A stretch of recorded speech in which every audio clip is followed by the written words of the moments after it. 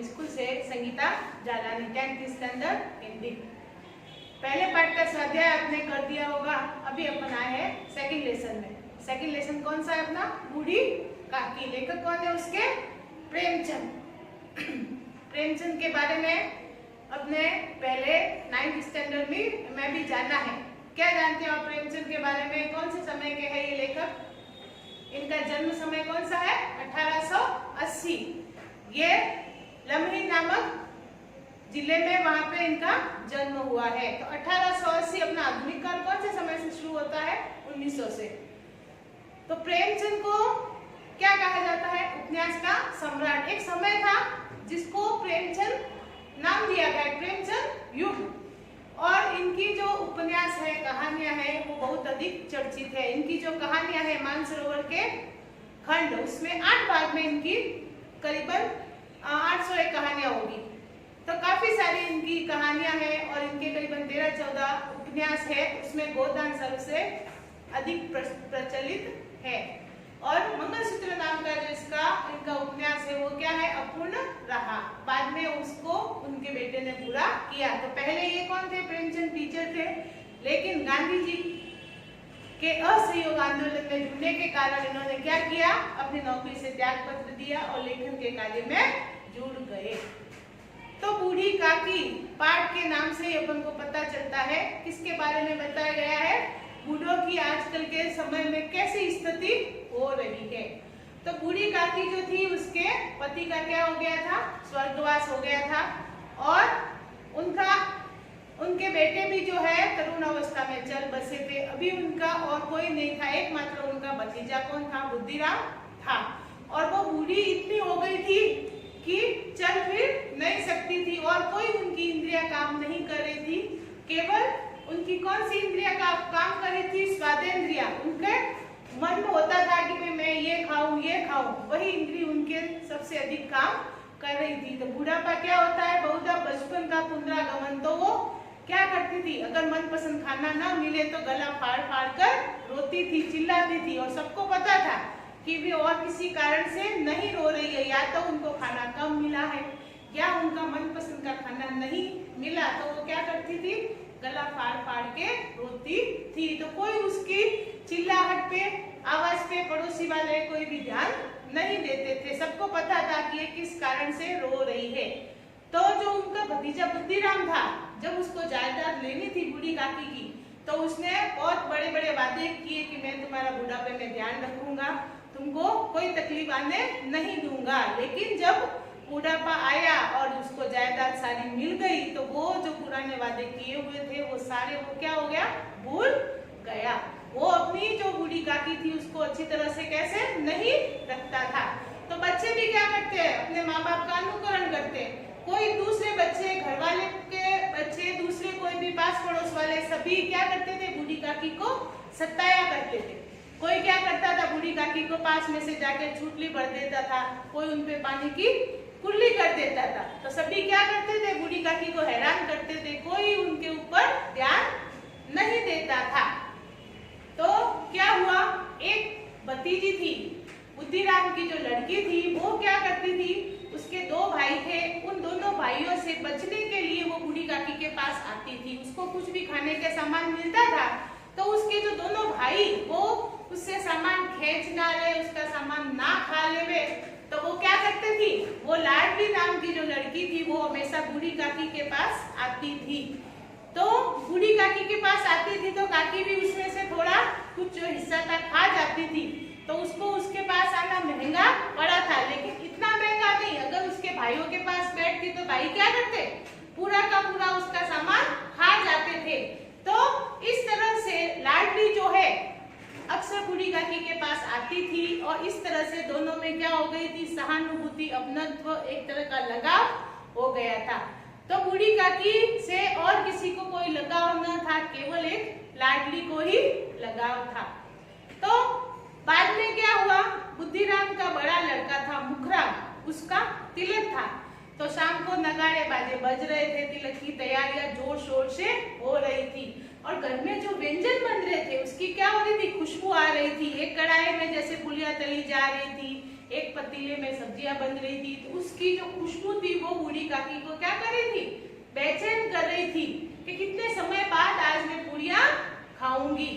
तो उसको इतनी खुशबू सुन के उससे रहा नहीं गया और उसका मन हुआ कि मैं अपनी कोठरी से कहाँ चली जाऊं, वहां जहाँ पूरियां बन रही है वहां कढ़ाई के पास में जाऊं और पूरी को तल के देखने का तो आनंद लूं कम से कम। तो उसका मन हुआ कि मैं वहां जाऊं, तो वह सरकते हुए कहाँ गई, वहां उसके कढ़ाई के पास उपड़ू बैठकर सरकते हुए कढ़ाई के पास जाके बैठी। तो रूपा क्या थी, काम के बोझ से थकी हुई थी, तो वो किसी पे कुछ गुस्सा निकाल नहीं सकती थी। रूपा कौन थी, बुद्धिराम की जो पत्नी थी। तो वो उसने जब देखा, क्या देखा कि जो बूढ़ी काकी है वो कड़ाह के पास बैठी है, तो उसको क्या हुआ, उसका गुस्सा सातवें आसमान पे पहुंच गया। उसने क्या बोला कि तुम 2 मिनट भी चुपचाप नहीं रह सकती, एक दिन क्या तुम खाना थोड़ा लेट खाओगी तो क्या होगा, कैसे तुम्हारे पेट को आग लगे कि तुमको थोड़े समय के लिए भी इंतजार नहीं हुआ।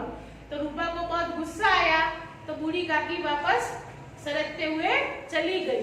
फिर थोड़े समय बाद अब उसको बर्तनों की आवाज से और उसको लगा कि अब शायद मेहमानों ने खाना खा लिया होगा, तो अब मैं जाऊं। तो वापस वो बाहर आती है तो देखती है कि सब मेहमान खाना खा रहे हैं। तो रोज तो वो कोई भी प्रॉब्लम आती थी तो क्या करती थी, गला फाड़ फाड़ के रोती थी, लेकिन आज वो मेहमानों के डर से नहीं रो सकती है, क्योंकि अपशकुन होता है, घर में कोई मेहमान आते हैं और अपन रोते हैं तो क्या होता है, अपशकुन होता है। तो उसके कारण वह कुछ चिल्लाई नहीं, रोई नहीं, चुपचाप आके बैठ गई। तो जो उसका भतीजा था बुद्धिराम, उसका ध्यान गया बूढ़ी काकी के ऊपर कि बूढ़ी काकी यहाँ बैठी है, तो उसका भी गुस्सा क्या हो गया, सातवें आसमान पे पहुंचा और बूढ़ी काकी के हाथ को पकड़ के घसीटते हुए वो उसके कोठी में ले गया और वहां उसको दम से पछाड़ दिया। तो बूढ़ी काकी का सर जो है पर्वत जैसी किसी चीज से टकराया और वो बेहोश हो गई। उसको कुछ भी याद नहीं रहा, उसको लगा कि जैसे किसी ने उसके सर को पर्वत पे दे मारा हो और वो बेहोश हो गई। तो फिर क्या हुआ, सबने खाना खा लिया, मेहमानों ने वगैरह सभी बच्चों ने, बुद्धिराम और उसकी पत्नी ने, रूपा ने, सबने खाना खा लिया। किसी को भी बूढ़ी काकी की याद नहीं आई। और बूढ़ी काकी जब बेहोशी के बाद उनकी मूर्छा जागी तो भी अब उनकी हिम्मत नहीं थी कि वो वापस सरकते हुए, उकड़ू बैठकर सरकते हुए वहां पे जावे, कि वापस उसे घुड़कियां मिलेगी, वापस उसे कोई अच्छी तरह से खाना खिलाएगा नहीं। तो वो इंतजार कर रही थी कि कब कोई मेरे पास खाना लेके आवे। तो जो रूपा की लड़की थी, बुद्धिराम और रूपा की लड़की कौन, लाडली, तो उसका मन क्या हुआ कि मेरी दादी भूख से तड़प रही होगी तो मैं मेरे हिस्से की पुड़िया दादी के लिए बचा के रखती हूँ। तो उसने अपने हिस्से की जो पुड़िया थी बूढ़ी काकी के लिए बचा के रखी। तो वो इंतजार करने लगी कि कब मेरे मम्मी पापा और सब सोवे और मैं बूढ़ी काकी को मेरे हिस्से की पुड़िया खिलाऊं, क्योंकि बूढ़ी काकी को पुड़िया बहुत पसंद है। तो जब उसको लगा कि मेरी मम्मी अब सो गई है तो वो चुपचाप उठ के बूढ़ी काकी के पास चली गई।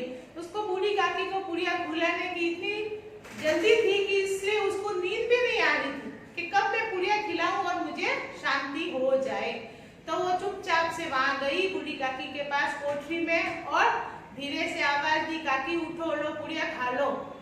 तो काकी क्या हुई, मूर्छा से जागी और पूछा लाडली से कि किसने भेजी है पुड़िया, तुम्हारी मम्मी ने भेजी है? तो कि नहीं, मेरी मम्मी ने नहीं भेजी, मैंने अपने हिस्से की पुड़िया बचा के आपके लिए लेके आई हूँ। तो दादी ने जो है पुड़िया खाई और पुड़िया उसको कैसी लगी, बहुत स्वादिष्ट लगी। तो पुड़िया जब खाई तो उसका पेट तो भरा नहीं, उसकी इच्छा हुई कि मैं और खाना खाऊं। जो भूख दबी हुई थी काकी की वो क्या हो गया, और जागृत हो गई।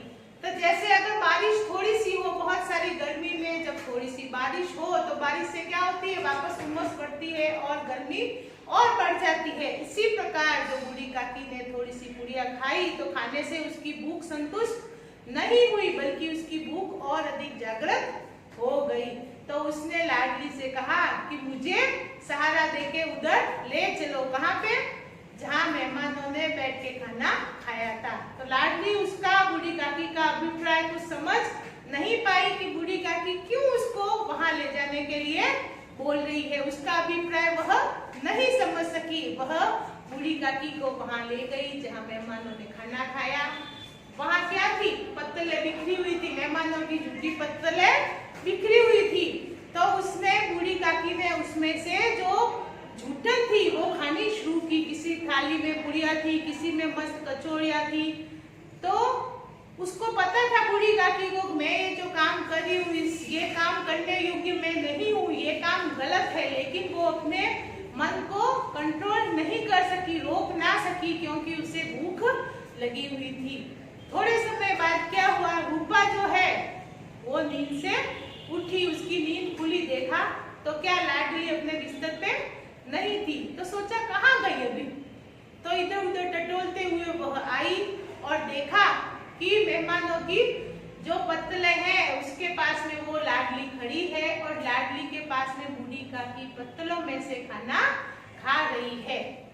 तो वो देख के रूपा सन्न रह गई कि बूढ़ी काकी जो है उसकी जो जायदाद हमें मिली है उससे महीने की 12 महीने की मेरे को वार्षिक आय कितनी 200 रुपए होती है और जिससे मुझे आय होती है उसका यह हाल उसको बहुत अंदर ही अंदर दुख हुआ, पश्चाताप हुआ। उसको क्रोध नहीं आया कि मैंने ध्यान नहीं रखा, मैं भूल गई काकी को खाना खिलाना, तो भगवान इस अपराध की सजा मुझे ना दे। उसको मन ही मन बहुत दुख हुआ कि भगवान मुझे क्षमा करना, आज के बाद ऐसी गलती कभी नहीं होगी। अब मैं बूढ़ी काकी का हमेशा ख्याल रखूंगी।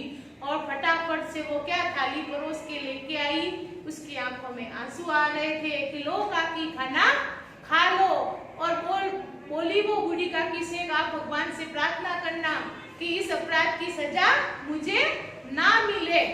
तो बूढ़ी काकी के लिए उसके मन में अभी प्रेम उमड़ा, उसको पश्चाताप हुआ। तो ये क्या हो गया? अच्छा हुआ कि बूढ़ी काकी का उसने ध्यान रखा। तो अभी अपन स्वाध्याय पे चलते हैं। स्वाध्याय में पहला क्वेश्चन कौन सा है अपना? बूढ़ी काकी के भतीजे का क्या नाम था? क्या नाम था बूढ़ी काकी के भतीजे का?